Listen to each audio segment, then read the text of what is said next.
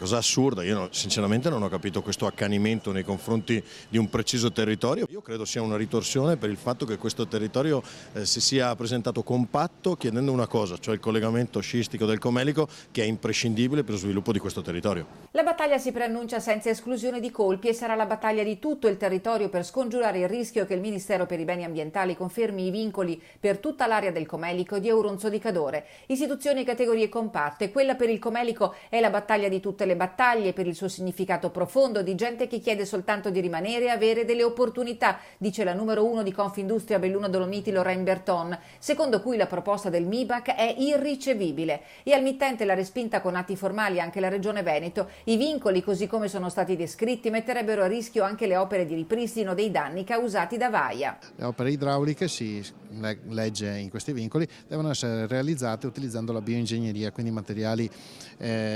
ecosostenibili, il legno, che va benissimo come linea di principio, però se noi la caliamo su ambiti specifici diventerebbe un vincolo devastante. Un sopruso che va letto anche in chiave spopolamento delle terre alte. Io ho chiesto un appuntamento con il ministro Franceschini, perché qui è il ministro che deve fare pressione sulla dirigenza, perché io non credo che la politica debba abdicare nei confronti dei tecnici rispetto a temi come quelli dei vincoli, che fanno la differenza tra il permanere a vivere in queste aree e il non farlo. Vincoli capaci di mettere a rischio anche l'attività di manutenzione del territorio. Lei pensi che per sfalciare l'erba c'è scritto che bisogna avere l'autorizzazione paesaggistica, siamo arrivati veramente alla follia.